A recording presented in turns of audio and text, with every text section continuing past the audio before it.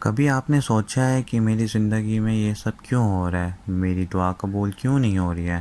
جس چیز کے لیے میں نے اتنی محنت کی وہ مجھے کیوں نہیں مل رہی؟ کبھی کبھی زندگی ہمارے پلان کے مطابق نہیں چلتی.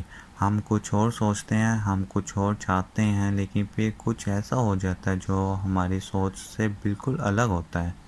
کوئی اپنا دور چلے جاتا ہے، کوئی موقع ہم سے چھوٹ جاتا ہے، کوئی خواب ٹوٹ جاتا ہے، اور ہم سوچتے ہیں یا اللہ میرے ساتھ ہی کیوں. انسان کی سب سے بڑی پرابلم یہ ہے کہ وہ صرف وہی دیکھتا ہے جو اس کے سامنے ہوتا ہے. ہم سوچتے ہیں اگر مجھے یہ چیز مل جائے تو میری زندگی پرفیکٹ ہو جائے گی، لیکن اللہ جانتا ہے کہ اس چیز کے بعد کیا ہوگا. کبھی کبھی ہم کسی چیز کے لیے روتے ہیں، لیکن بعد میں سمجھ آتا ہے کہ اللہ نے اس چیز ہم سے دور کر کے ہماری حفاظت کی ہے. ایک چھوٹا بچہ اگر آگ کو دیکھتا ہے تو وہ صرف اسے روشنی نظر آتی ہے، وہ اس کی طرف جانا چاہتا ہے، لیکن اس کے والدین اسے روک دیتے ہیں. بچہ سمجھتا ہے کہ مجھے روکا جا رہا ہے، لیکن اصل میں اسے بچایا جا رہا ہوتا ہے. بالکل اس طرح اللہ بھی اپنے بندوں کو بچاتا ہے. ابھی اللہ کسی چیز کو اس لیے نہیں دیتا کیونکہ وہ تمہارے لیے بہتر نہیں ہوتی. اللہ کی دیر انکار نہیں ہوتی. بہت سے لوگ دعا کرتے ہیں اور جب جلدی جواب نہ ملے تو مایوس ہو جاتے ہیں. وہ سوچتے ہیں شاید اللہ میری دعا نہیں سن رہا، لیکن یہ سوچ غلط ہے. اللہ ہر دعا سنتا ہے، اللہ ہر آنسو جانتا ہے، اللہ تمہارے دل کی وہ باتیں بھی جانتا ہے جو تم نے کسی کو نہیں بتا سکتے. کبھی کبھی اللہ دیر کرتا ہے کیونکہ وہ تمہیں تیار کر رہا ہوتا ہے. جب اللہ کچھ لیتا ہے، زندگی کا سب سے مشکل وقت وہ ہوتا ہے جب ہم سے کوئی چیز چھینی جاتی ہے. کسی اپنے کا چلے جانا، کسی خواب کا ٹوٹ جانا، کسی موقع کا ختم ہو جانا. اس وقت دل بہت دکھتا ہے. ہم سوچتے ہیں یا اللہ تو نے یہ کیوں کیا؟ تو یاد رکھو، اگر آج تمہاری زندگی تمہارے پلان کے مطابق نہیں چل رہی تو پریشان مت ہو سکتا ہے اللہ تمہارے لیے کچھ ایسا تیار کر رہا ہو جو تمہیں کبھی سوچا بھی نہ ہو. کبھی کبھی اللہ ہمارا پلان توڑتا ہے تاکہ ہمیں اپنا بہتر پلان دے سکے. کبھی اللہ ایک دروازہ بند کرتا ہے تاکہ ایک بہتر دروازہ کھول سکے. بس اللہ پر بھروسہ رکھو.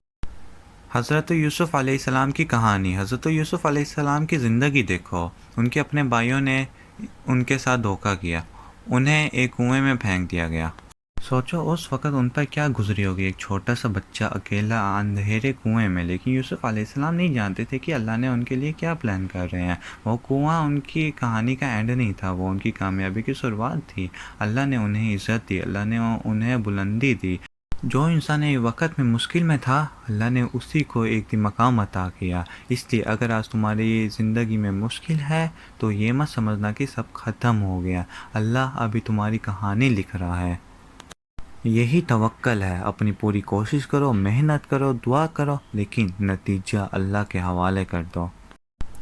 جو کچھ بھی ہمارے پاس ہے وہ اللہ کی امانت ہے. ہماری صحت، ہماری فیملی، ہماری زندگی، ہماری خوشیاں سب اللہ کی طرف سے ہیں، اور اللہ جانتا ہے کہ کس چیز کا رہنا ہمارے لیے بہتر ہے اور کس چیز کا چلے جانا. کبھی ایک بند دروازہ اللہ کی طرف سے حفاظت ہوتے ہے، کبھی ایک ناکامی کسی بڑی کامیابی کی تیاری ہوتی ہے. اللہ تمہارے دل کی وہ باتیں بھی جانتا ہے جو تم کسی کو بتا نہیں سکتے. کبھی کبھی اللہ دیر کرتا ہے کیونکہ وہ تمہیں تیار کر رہا ہوتا ہے. ایک بیج جب زمین میں ڈالا جاتا ہے تو وہ فوراً درخت نہیں بنتا، اس کو وقت لگتا ہے، اس کو پانی چاہیے ہوتا ہے، اس کو صبر چاہیے ہوتا ہے. اس طرح انسان کی زندگی بھی ہے. کبھی اللہ تمہیں دینے سے پہلے تمہیں مضبوط بناتا ہے. اصل بھروسہ تب ہوتا ہے جب چیزیں ہمارے مطابق نہ چل رہی ہوں، جب جواب نہ مل رہا ہو، جب راستے بند نظر آ رہے ہوں.